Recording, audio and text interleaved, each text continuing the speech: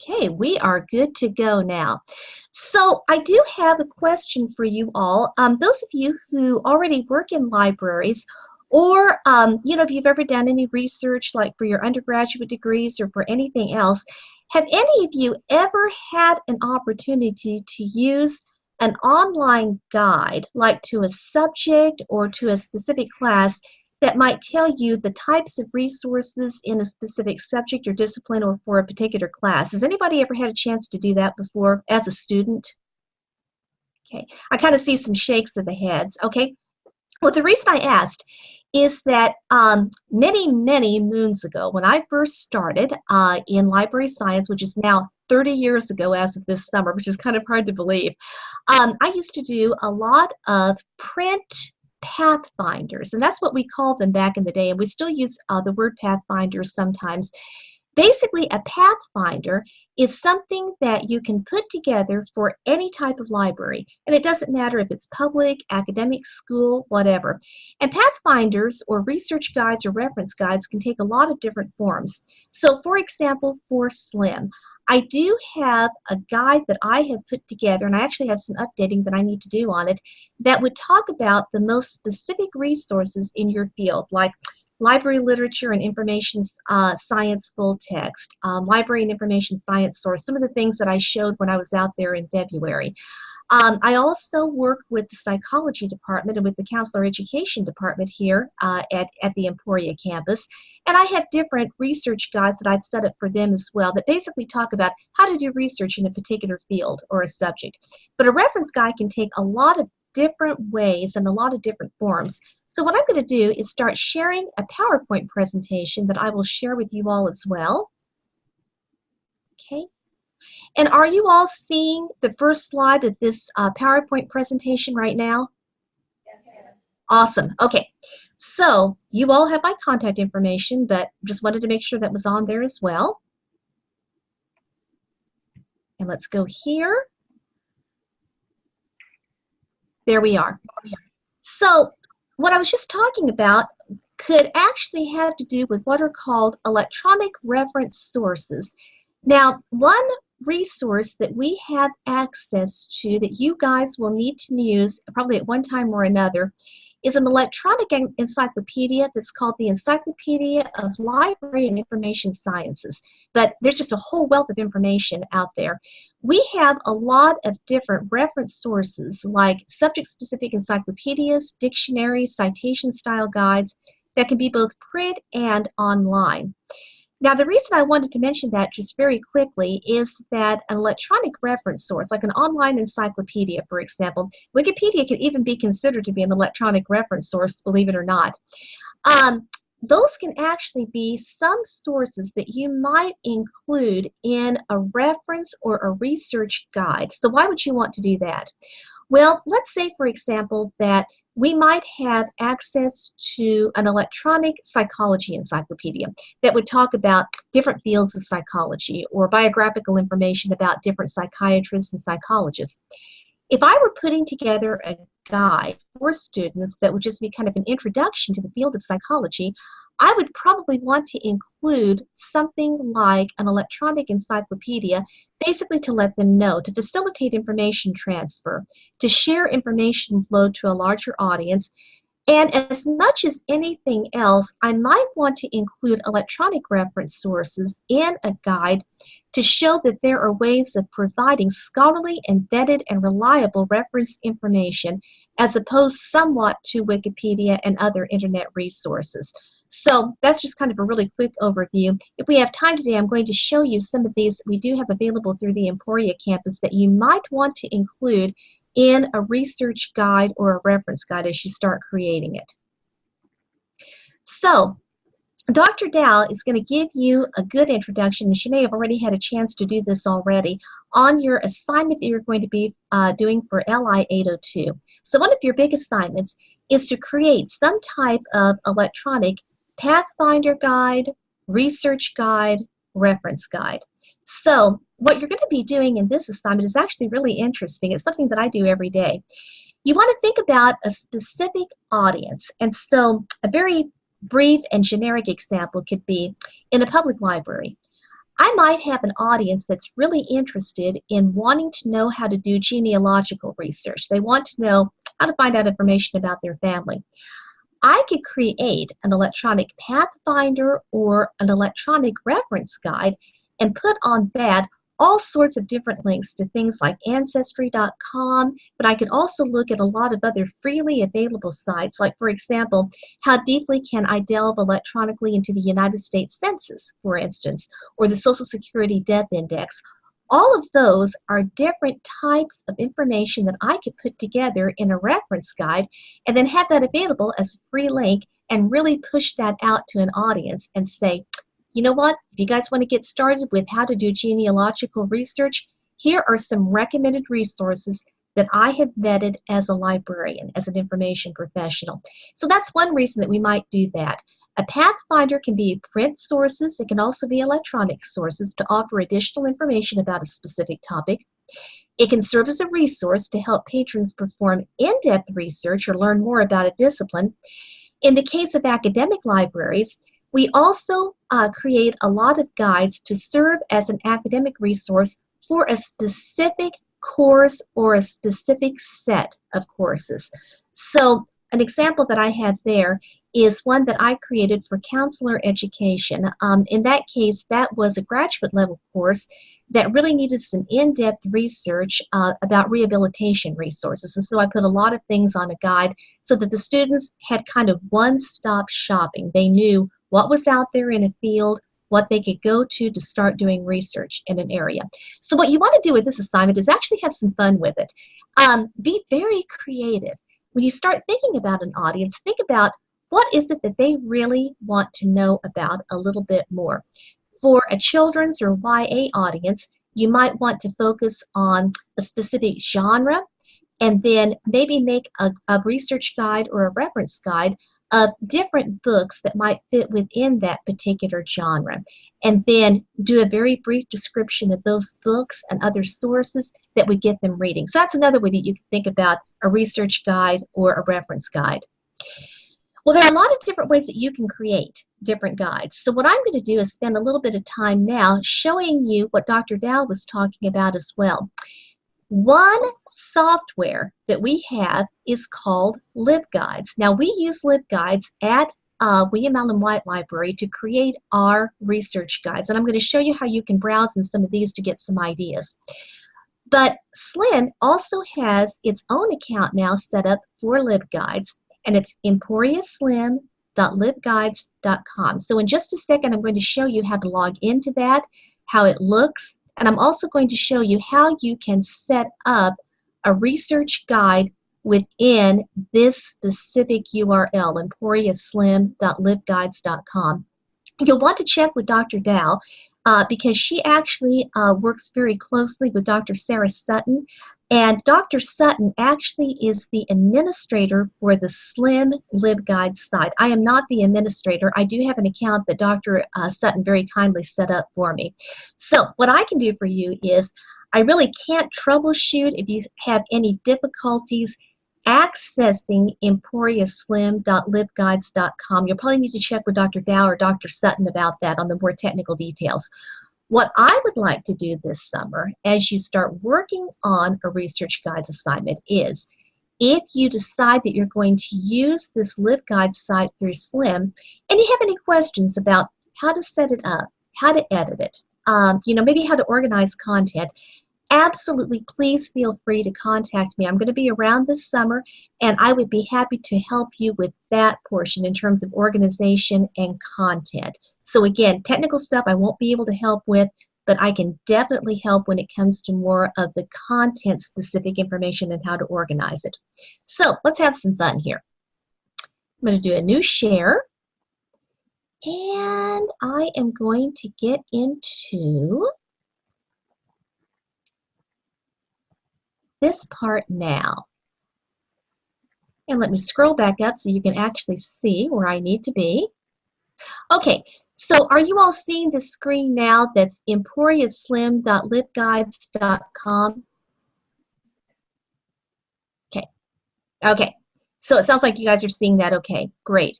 So when you go to emporiaslim.libguides.com, I am going to show you just a little bit of technical stuff here.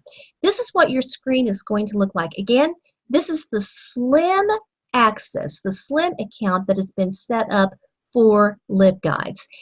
And as Dr. Dow indicated, you're not required to use LibGuides for this assignment. You might want to use, if any of you have created any freely available websites with Wix or Weebly or anything like that, you might choose to use something like that as well, because you're not limited to LibGuides. This is one way of learning how to create a guide, and it does a lot of work for you, so that's why you might want to use that. So you go to emporiaslim.libguides.com. So here comes the technical part. This is actually where you're going to see some different guides that your fellow students have created for previous LI802 courses, if you want to look at any of these, which are actually kind of interesting to see. And you see there are some interesting ones already. And if we went to more, we'll see some different profiles. And I'm going to go back here. And I'm going to show you actually a couple of things. So let's go into this first one. So this is an example of a guide that was created by one of your fellow SLIM students. And it looks like this student decided to create a guide to describe an overview of what is PCOS, an overview of polycystic ovarian syndrome. Now this is another tactic that you can take with a guide. It can be about a specific topic. And if you chose to do that, then you could gather all kinds of information describing the topic, all types of print sources that might be available at a local library for your specific audience, maybe some links from Amazon.com on different books that also might be available on the topic, links to different electronic resources. You can see that you can actually kind of do anything that looks interesting. Now, it looks like what they've done here is they've done an overview. They've talked about common symptoms, treatment options, and you see over here, we also have print resources. This is something that's kind of neat that you can do in LibGuides. You can actually link to little thumbnails of book covers, and then also provide all the information that someone might need to look at the book. You can also provide the call number of the book if this is a book that's available in your local libraries. They've done a really good job with this.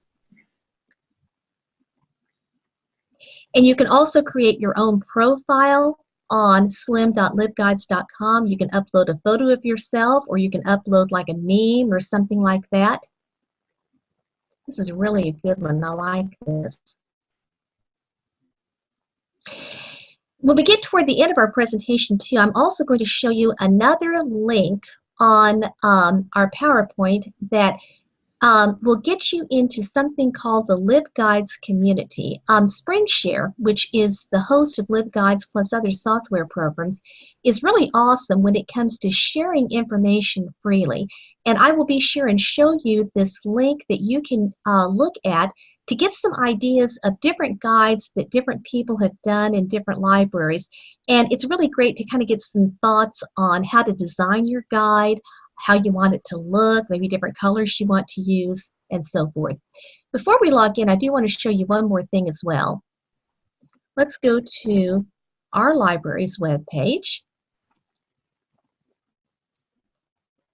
And are you all seeing the William Allen White Library page now? Okay, great. Okay, so I wanted to show you one more thing over here.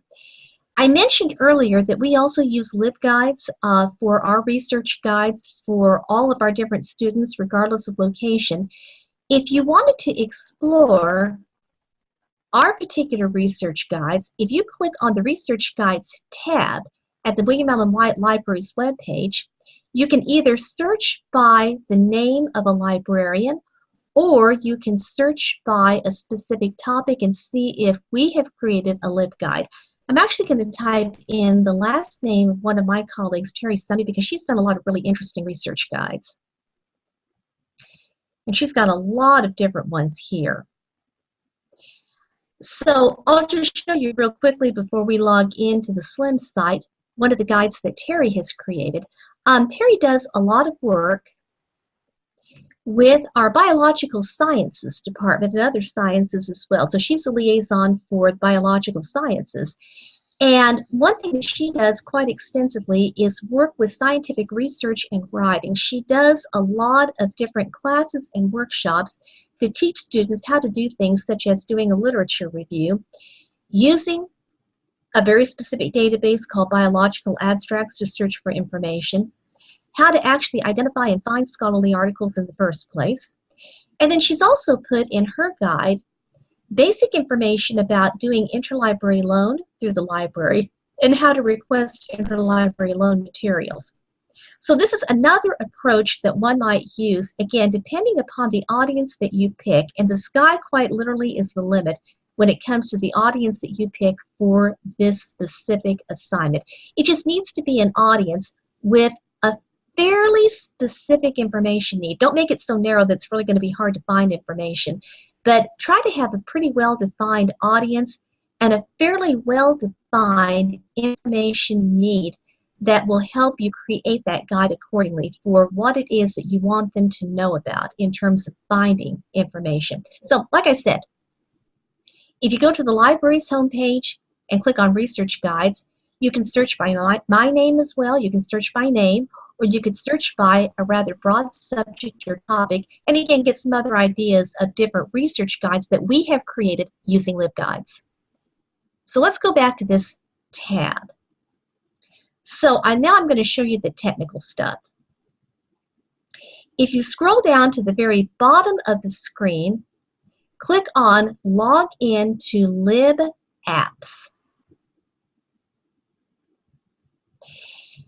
And I already have my account set up. Again, you can check with Dr. Dow, and Dr. Dow can also work with Dr. Sutton to get your credentials set up to log into the Emporia Slim LibGuides site. But this is how I'm going to log in.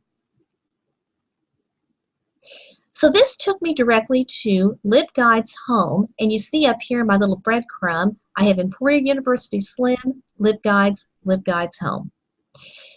So what I might want to do first is just literally click on Create Guide. And I can start fresh. I probably don't want to copy from an existing guide because I want to be a little bit more creative with this. Now, there are certain things that you are going to have to set up first before you can go any farther. Now, I should note, with LibGuides, you can change things at any point. So, for example, I might want to name a guide. I'm going to want to do something a little bit different here because I'm usually doing more academic stuff. I think I am going to do something that actually is also within my personal interest. Let's say I'm going to name this A Guide to Finding and Using Vintage Kitchen Items. So I'm going to have some fun with this one today. One of my personal hobbies is collecting 1950s and 1960s vintage kitchen items. I love Pyrex. I love Fire King. I also love anything in terms of 1950s and 1960s kitchen appliances like mixers, blenders, and so forth. And this is a really hot thing now. This has become very, very popular. There's a bunch of Facebook groups that are out there that talk about collecting vintage items and then where to find them. So I might just want to create a research guide on this just for the fun of it.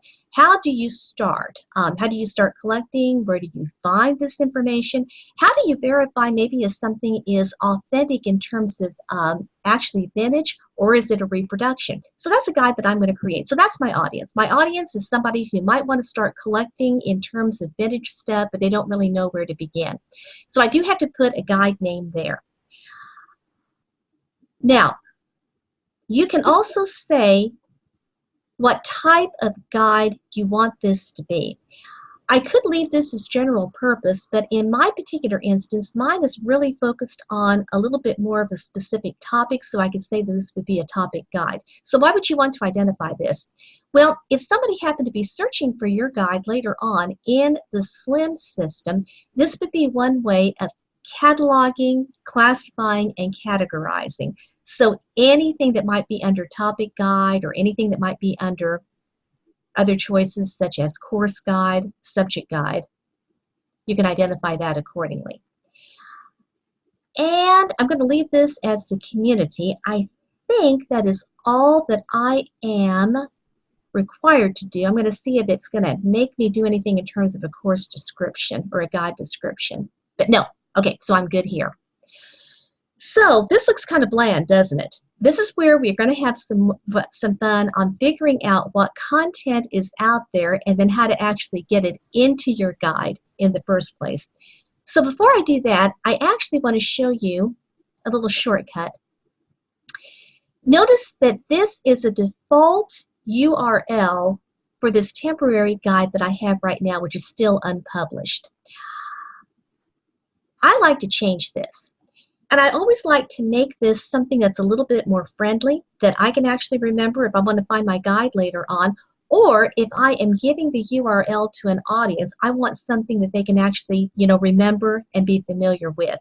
So I could call this Vintage. You can tell I did Vintage Glass earlier. So let's just do Vintage Kitchen. And we'll save that. There we are. And you see that changed now. So now my URL is emporiaslim.libguides.com/vintage-kitchen. A little bit easier to remember. Well, there's a whole bunch of stuff that you can do with LibGuides, and I'm going to show you some different links in a second on figuring out how you want your actual guide to look. You can change your layout here. You can say that, and this actually defaults here, to 3 columns. I have column 1 and column 2 and column 3 kind of hidden.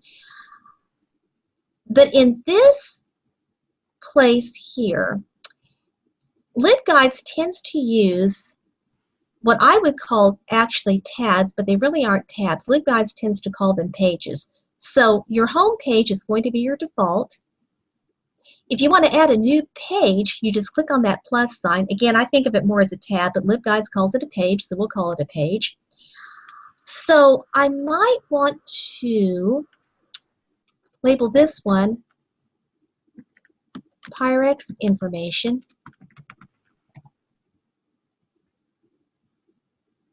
We'll save that.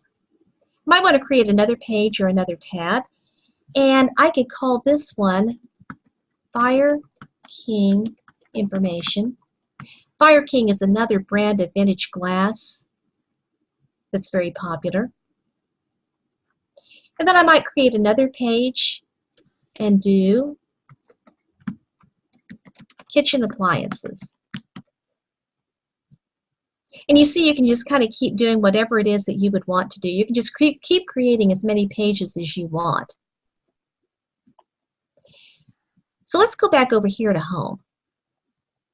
Okay, so when I clicked on that tab or that page, I'm now just editing that home page or that home tab. I'm not editing anything else right now. I can change different page settings. I can reorder pages if I wanted to. I'm not going to do that right now. Because what I really want to show you next is how you can get a little bit more creative with LibGuides and the kind of information that you can pull in and import. So I'm going to click on this box. Now, this first box, this top box, I could delete it if I wanted to. If I decided that I did not want it. Again, you can get as creative as you want with LibGuides. But I think with this first box, I kind of want to leave this as a description like we saw on that other LibGuide for the PCOS. So I could name this box, What is Vintage? And the reason I wanted to do that is now I want to show you kind of the heart of LibGuides. So LibGuides will actually let you do a lot of different things to make your guide much more interactive and more interesting for your audience. The most common box or information that we would add is the first one that's called Rich Text HTML. And that's literally what it is. You can import pictures, you can import different types of graphics, and you can also change your font. Let's see, let's do that one.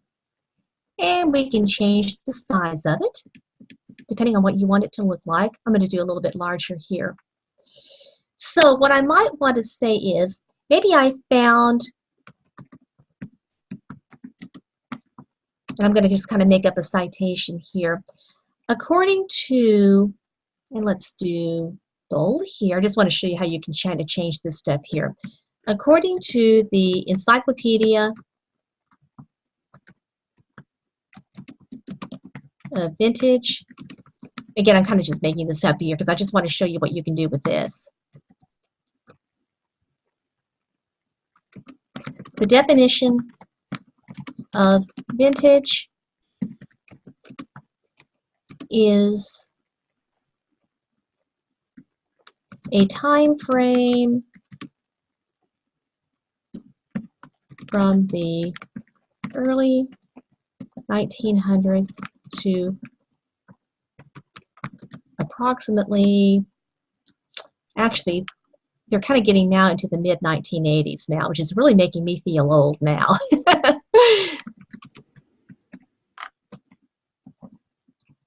And I could just kind of keep typing here for any other information that I would want my audience to know about on how to find kitchen items. What I might want to do here is just keep including that this guide is intended to help you get a start with finding, identifying, and using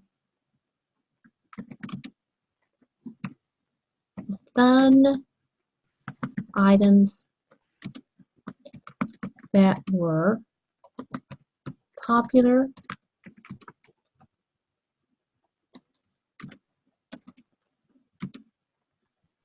in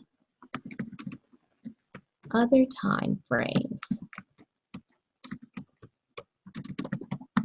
Enjoy. Okay, so I just made up something. I just didn't want to leave that blank. And we're going to scroll down here. If you want to keep adding to this box, you can just click on Save. And you can continue to make changes. If you're done with this box for the time being, you can click on Save and Close. So there we go. I just added what is vintage. So you can keep adding different boxes. You can add or different types of information to embed a little bit more. Actually, I'm going to go over here to add box on column 2. Let's go here. And I'm actually going to call this one Pyrex Love. Well, actually, I'm not going to do that right now. I'm actually going to go over here to Pyrex Information. Okay, so like I said, I could delete different boxes if I wanted to. And if you go to different boxes, this is where you can reorder, or you can move different things. I'm going to save that. And actually down here, I think what I'm going to do is add a box for column 1. Okay, this is the one I actually wanted to name Pyrex Love, and I'll show you why I wanted to do that. So if I go again to add and reorder, once you name a box, you can go back to add and reorder. This is where you can, again, choose the type of information you want to add or you want to embed. So if you had a video from YouTube, for example, that you would want to embed, you could go to Media and Widget. And you know on YouTube, there's a place where you can find and copy a widget code. You can copy that to, or an embed code, and you can actually embed a video in your LibGuide. And that's always kind of fun to do if there's something that you really want your audience to watch, but basically it's just right there on the guide rather than making them having to find that on YouTube. Now, there is a link here called database. I'm going to kind of give you a little warning on that. The database link does not work with the SLIM login in terms of being able to link directly to databases from the library's web pages, because those two are not actually syncing together. With our library login to LibGuides, those two are working in tandem, and so that makes it easy with the library LibGuide for me to link directly to PsycInfo or to Library and Information Science Source. This database is not going to work with your login to the SLIM LibGuide site. However, you can use the database link to put in a description of a database that you might want your audience to know about, maybe from your local library. You just can't link directly to it, but you can certainly put in a description of it and tell them this is a really good database to use and this is how you use it. So let's scroll down here for just a second. One thing that does work, though, is a link. So there is, I'm going to open up another, actually, let's see, I'm going to open up another tab here.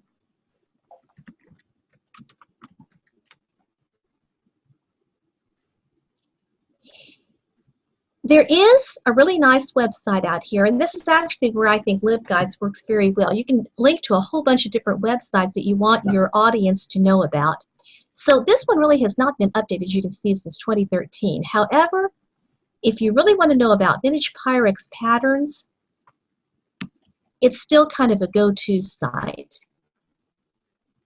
So I just copied and pasted that. And I can put a quick description here, not updated since 2013, but still a very useful site for vintage Pyrex patterns and identification.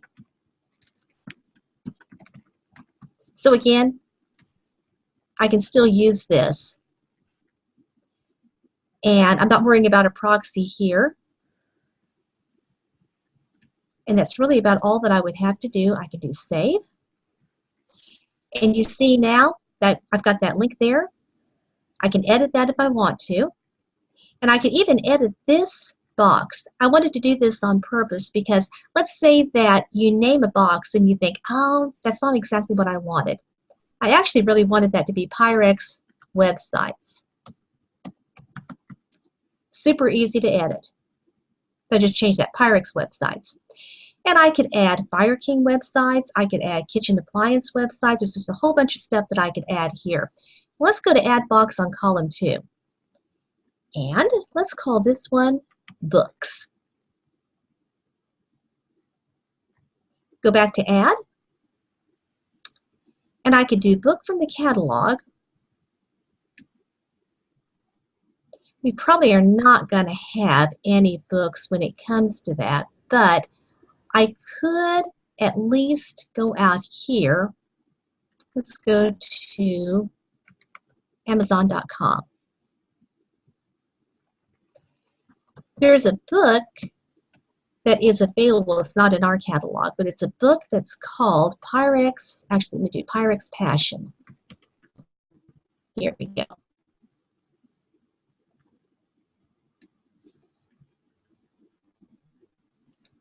There's a second edition. And you see that this is called A Comprehensive Guide to Decorated Vintage Pyrex. So I might want to let my audience know that that's a really good book. So I'm going to try something. I'm going to copy this ISBN. Make sure I've got that copied. There we go. And let's go back over here. Let's paste this ISBN and get the book information. Oh, yay! Okay. Oh, this is fantastic. So you see how easy that was to do. If you know the ISBN of a book, you can just go ahead and type it in, or you can go out to something like Amazon or WorldCat and then just find the ISBN and copy and paste it. And if that is a available. So in this case, it pulled this information in directly from Amazon. It pulled in the title, the author, the publication date, a description. I didn't even have to edit that.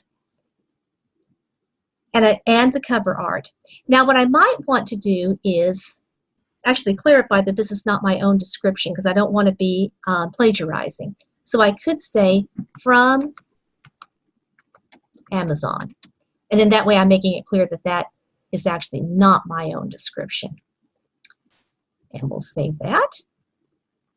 Bingo. This is actually my favorite part about LibGuides because the things that you can add in the boxes when you start looking at all of the possibilities, you don't really have to know anything about HTML coding or anything like that. You can basically just pick the type of information that you want to add and then just go from there. So I could just keep adding different books and keep adding different boxes and basically do whatever I would want to do. Now, questions sometimes that I get from students, is this being saved? Yes, this is actually being saved automatically as I go along, so I'm pretty good there. I could go back up here to click to add a description, and I might want to add a little bit more of a subtitle or a sub-description about this guide so that people know a little bit more about that specific page. Or if I go back to home here, I could actually click and add a description here about what exactly this guide is all about. So a couple of other things over here. There are some icons that are good to know about. This guide information really is not anything you're going to need to know for right now, but I'll try to remember to tell you something as we kind of wrap up too on future access to your guide. This will just show you different ways, different tab and box options. You can change the way that your tabs and boxes look. You can actually change colors on them if you want. Everything right now is kind of a default. Kind of depends on how creative you would want to be. This is an internal discussion board. We're not really going to worry about this, but the one I want to show you is this eye. So at any point, if I click that little eye, that took me into a preview page. Now, any of you who have used free sites like Wix or Weebly, you probably will also be familiar with this preview option. I love to do this because I always want to see how something actually looks. I will tell you with a LibGuide, it's probably a really good idea to preview it, and you can also always just copy and paste the URL. I preview it in different browsers because right now I'm using Google Chrome on my laptop. This might look very different if I previewed it or if I saw what it looked like in Internet Explorer or in Firefox or on a mobile device as well. And there are mobile options for LibGuides as well. So you can see what I've done so far. Again, it doesn't look terribly exciting, but it's a start. And I'm going to go ahead and close this edit. So right now we're leaving this as unpublished. And as long as this is unpublished, I am the only one that will be able to see this under my login. When you are ready to submit this as an assignment, you can change the unpublished. We'll do change status and share.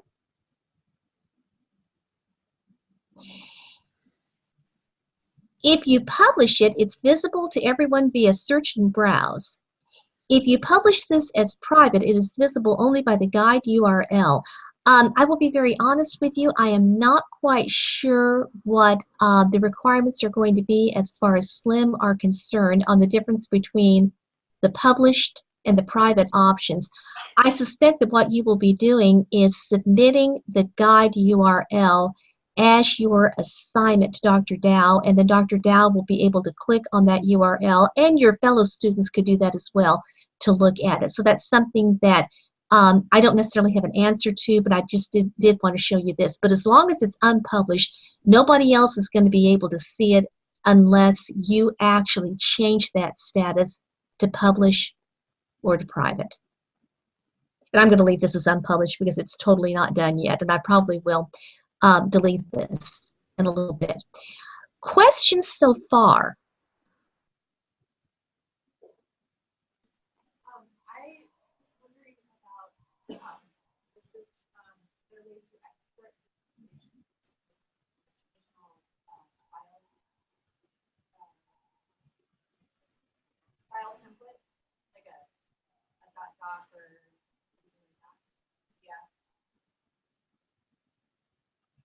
And I apologize. Can someone actually repeat that question a little bit closer? I'm so sorry. I was not able to hear all of that. The student's wondering if there are ways to export a page or the entire site into a document that's printable. Awesome. Yes. Thank you. Okay. Oh, Dave, thanks so much for repeating that. And thank you for asking that question. So here is kind of I would say the drawback of a LibGuide. So if we go back up here, and let's see, actually it's under settings. Sorry about that. You can create an HTML backup of your guide, and you can request an XML export, but I'm not quite sure how well that works. Down here, let's see. Actually, yes, here we go. At the very bottom of your LibGuide, you're going to see a link that says Print Page.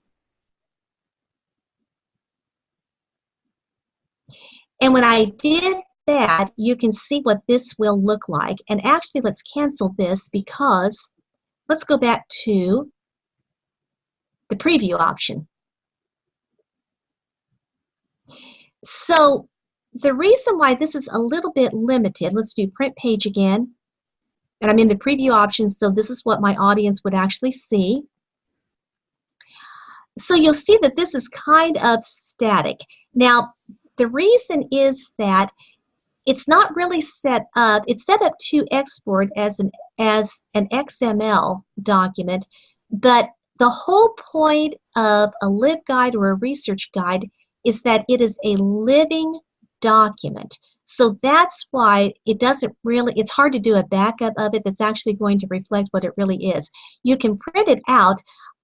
Dr. Dow, you may want to check with Dr. Sutton because I have a feeling that all of these LibGuides that the students are creating are going to remain on the Slim LibGuides site. And the reason I say that is when you get ready in a year or a couple of years to do your capstone portfolios, when you get ready to graduate, you'll want to include what you did with a LibGuide because you're kind of showing off what you did.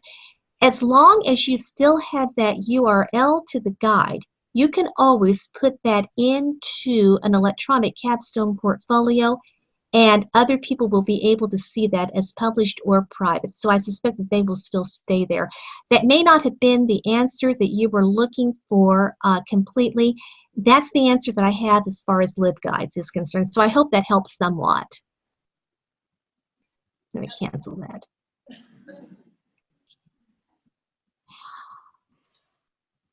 Other questions at this point before we go on?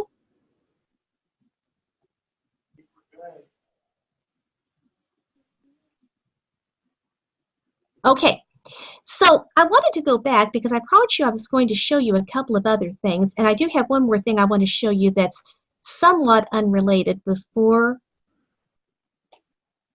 we end today. So I'm going to go back to, actually you won't be able to see that, just a second. Let me share this. Always have to remember that I need to go back in and share my screen again.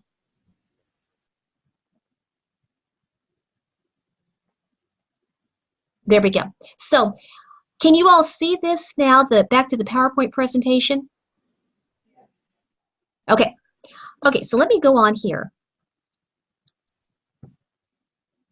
Okay, so as we start to wind up, I wanted to show you some additional support. I do have a link here, and I'll send this separately to Dr. Dow so that she can put that in your Canvas course as well, and I'll send that to others.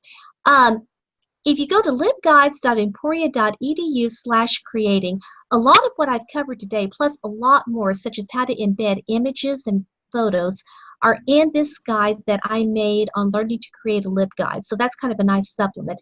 But I do want to show you the second link, and this is the one that I promised, LibGuides Community, which is community.libguides.com. So let's go back over here, and I'll go back to that in just a second. And I'm going to go back and share something else. Here we go.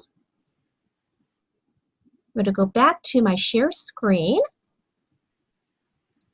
Move something here so that I can actually see this. And I'm going to open up Community. Okay, so this is the other link that I really wanted you to be aware of. Are you all seeing this LibGuides community? Okay, this is, I think, going to be one of your best resources. This is the one I was telling you about that basically is a freely available community of LibGuides from all types of libraries. And I tell you, you can really get some great ideas here. Actually, let's look at this first one. Two wheels are better than one. Dr. Dow, you'll be very familiar with this. Yesterday and today here in Emporia, we're involved in something called the Dirty Kansas, which some of you may have heard of. It's actually a huge bicycle marathon race, and we have hundreds of cyclists that convene upon the Emporia community every year. So it's a nice economic boost. And right now we have tons of cyclists that are out in the Flint Hills riding and racing in different events and different lengths. So this is actually very timely. So it looks like this is the guide that is from Northwestern Libraries. You can see it looks a lot different because they've done some different things in terms of the way their pages look, the colors that they've chosen. But this is, oh, this is a really neat one. So this tells you about the guide. It looks like they have it online exhibit, Bicycles on Paper, so you could link to that. Making an appointment, and they've added information like on citing sources, general information about the transportation library. But if I go here to these different pages or different tabs, you can see that this is what they've done. They've included a lot of different information. Also, how to find articles, primary sources, statistics, resources for cyclists, and so forth. I would really encourage you all, I would say regardless of the system you're going to use, whether you're going to use LibGuides or not, spend some time browsing in this LibGuides community because this will actually give you some wonderful ideas. You can search by topic and just see the different guides that have been created out there and how different people have approached that according to different audiences. So this is probably one of my favorite resources. I start here when I need to create a guide and I'm not feeling terribly imaginative. I need some more help. The other thing I did want to show you, and then we'll go back and kind of wrap up and see what other questions are out there. This is somewhat unrelated, but it goes back to what I mentioned at the beginning. So if you are doing research for your LibGuide through any of our databases, or just research in general again, our interface has changed slightly. So if I wanted to go back to my subject area of Library and Information Science, and I wanted to go to one of my go-to databases, which is Library and Information Science. I'm going to click on this.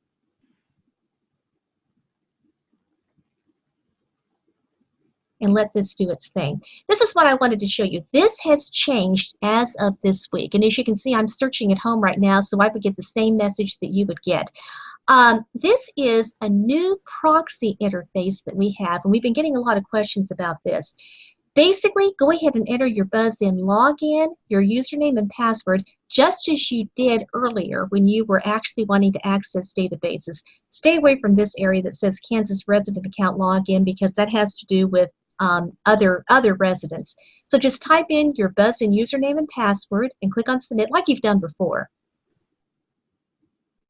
And it should pop you directly into the database.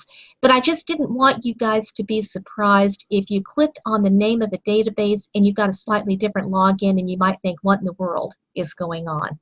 So I'm going to go back to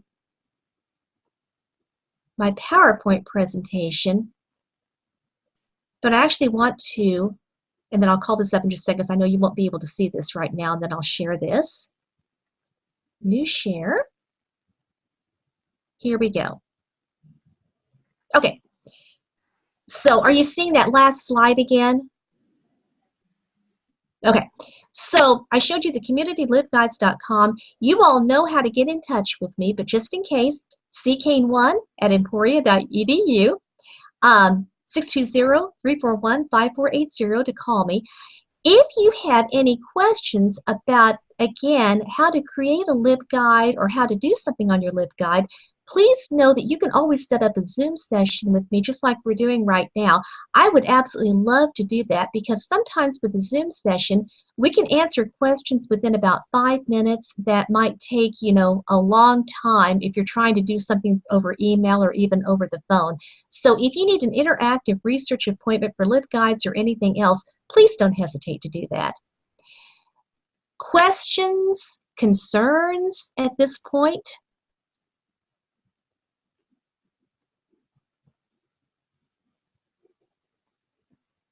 Everybody's pretty quiet right now.